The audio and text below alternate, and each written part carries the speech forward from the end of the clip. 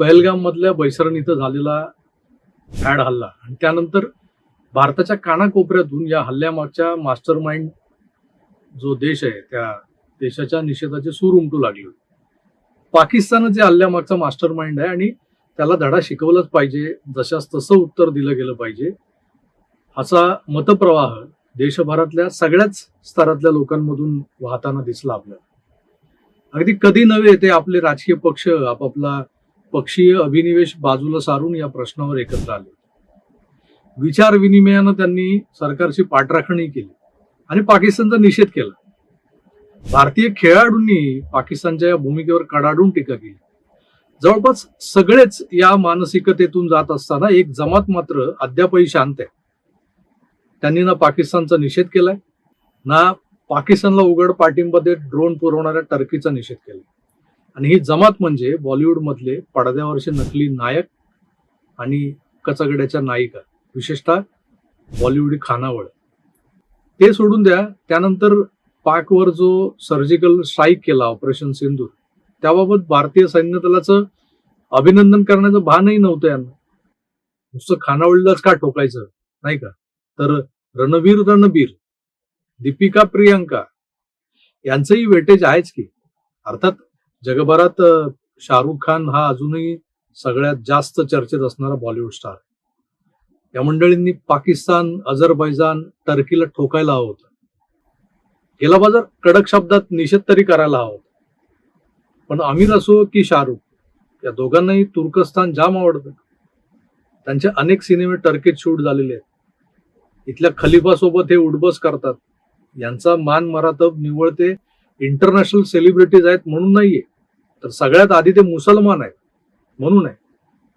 टर्कीच्या Khalifa खानदानाचे ते जातबाई लागतात.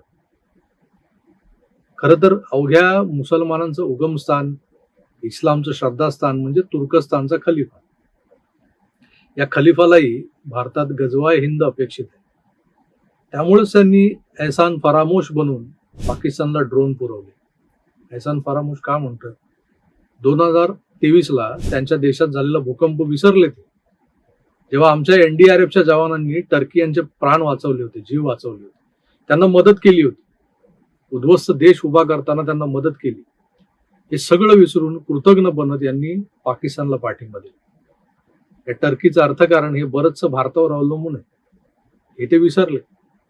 सफरचंदांपासून ते केसर, सुकामेवा आणि अनेक छोट्या मोठ्या गोष्टींची आयात भारतात होते. भारत मोठी बाजारपेठ आहे यांच्यासाठी. आता आमच्या देशप्रेमी व्यापाऱ्यांनी स्वयंस्फूर्तीनं टर्कीच्या मालावर अघोषित बहिष्कार टाकत त्यांच्या नाड्या आवळल्या आहेतच. पण टर्कीला पर्यटनाला जाणाऱ्या भारतीयांनी देखील आपल्या बुकिंग रद्द करून त्यांचा माज उतरवलेला आहे. अवघ्या 4 दिवसात टर्कीला डाल अटेका भाव समजून चुकलाय. पण जिथं शब्दांचा मार मुखर होत द्यायचा असतो तिथं एकटा मोदीच का दिसतो सगळ्यांना, नाही का? बॉलिवूड मधल्या वजनदार खानावळीनं 2 ओळींचा निषेध जर या इस्लामिक कंट्रीचा केला तर जागतिक पातळीवर एक वेगळाच संदेश पसरायला मदत झाली असते. मगर हे हो न सका.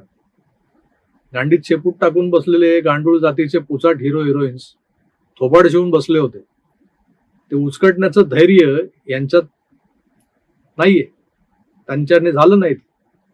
पहलगामवर हल्ला झाला, 2 ओळींची ट्विट्स काहींनी टाकली, पण त्यानंतर युद्ध सुरू झालं. पुढचं सगळं रामायण महाभारत घडलं तेव्हा हे बिळात घुसले होते. पण जगभरात भारताची बाजू मांडायला संसदेतले राजकारणी पाठवण्यापेक्षा ज्यांना जगात फेस व्हॅल्यू आहे त्या नाच्यांना आणि नचनीयांना का नाही पाठवलं, हा माझा सवाल आहे. एरवी दिल्लीत पंतप्रधानांच्या निवासस्थानी मोदींना गराडा घालून फोटोशूट करणाऱ्या त्या नटव्या कुठे गेल्या? आता कुठे गेले ते नकली पठाण, नकली जवान? पडद्यावर एकटे 10 लोकांना लोळवणारे आता देशाला तुमची गरज असताना जन्नत मन्नत रंगत नावाच्या बंगल्यांमध्ये लोळत पाडलाय तुम्ही.